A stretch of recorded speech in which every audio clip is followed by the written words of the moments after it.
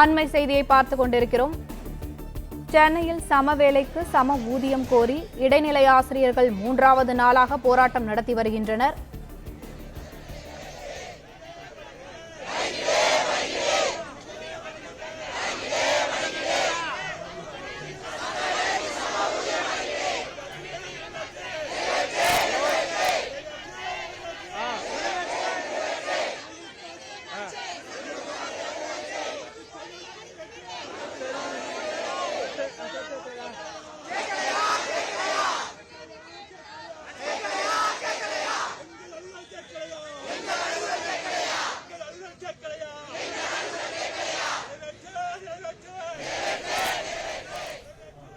சென்னையில் சம வேலைக்கு சம ஊதியம் கோரி இடைநிலை ஆசிரியர்கள் 3வது நாளாக போராட்டம் நடத்தி வருகின்றனர். இதுகுறித்த கூடுதல் விவரங்களை எமது செய்தியாளர் பிரகாஷ் வழங்க கேட்கலாம். வணக்கம் பிரகாஷ், விவரங்கள் என்ன?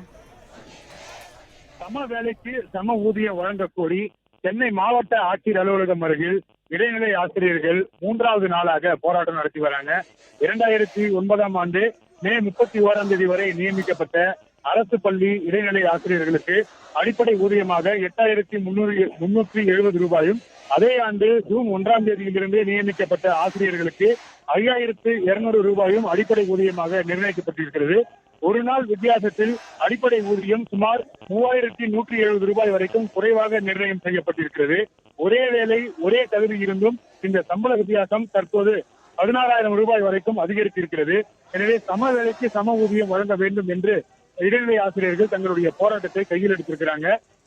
நேற்று முன்தினத்திலிருந்து இந்த போராட்டமானது நடைபெற்று வருகிறது. நேற்று முன்தினம் டிபிஐ வளாகத்தை இடைநிலை ஆசிரியர்கள் முற்றுகையிட்டது குறிப்பிடத்தக்கது. நேற்றைய தினம் எழும்பூரில் உள்ள மாவட்ட முதன்மை கல்வி அலுவலகத்தை இடைநிலை ஆசிரியர்கள் முற்றுகை போராட்டம் நடத்தினாங்க. சுமார் ஒரு 2 மணி நேரத்துக்கு மேலாக அந்த போராட்டம் நீடித்தது. 3வது நாளான இன்று சென்னை மாவட்ட ஆட்சியர் அலுவலகம் வாயிலில் தற்போது சாலையில் அமர்ந்து தங்களுடைய போராட்டத்தை முன்னெடுத்திருக்கிறாங்க. 10:30 மணியிலிருந்து இடைநிலை ஆசிரியர்கள் வெவ்வேறு குழுக்களாக இந்த மாவட்ட ஆட்சியர் அலுவலகம் இருக்கக்கூடிய அந்த பகுதியை நோக்கி வந்திருந்தாங்க. சரியாக ஒரு 10 நிமிடங்களுக்கு முன்பு அனைவரும் ஒன்று திரண்டு தற்போது தங்களுடைய போராட்டத்தை கையில் எடுத்திருக்கிறாங்க. இந்த இடைநிலை ஆசிரியர்களுக்கான ஊதிய முரண்பாட்டை களைய வேண்டும் என்று தொடர்ச்சியாக 15 ஆண்டுகளாக இந்த போராட்டமானது நடத்தி வருவதாகவும், கடந்த தேர்தலின் போது தங்களுடைய போராட்ட களத்துக்கு நேரில் வந்த அப்போதைய எதிர்க்கட்சி தலைவர் திரு மு.க. ஸ்டாலின் தங்களுடைய கோரிக்கை திமுக ஆட்சிக்கு வந்தால் நிறைவேற்றப்படும் என்று உத்தரவாதம் அளித்ததாகவும், ஆனால் திமுக ஆட்சிக்கு சுமார் 4.5 ஆண்டுகள் முடிவடைந்திருக்கக்கூடிய நிலையிலும் இதுவரைக்கும் இந்த கோரிக்கைகள் தொடர்பாக எந்த விதமான நடவடிக்கையும் எடுக்கவில்லை. எனவே நடவடிக்கை எடுக்க வேண்டும் என்றுதான் தங்களுடைய கோரிக்கையாக முழங்கி வருகிறார்கள்.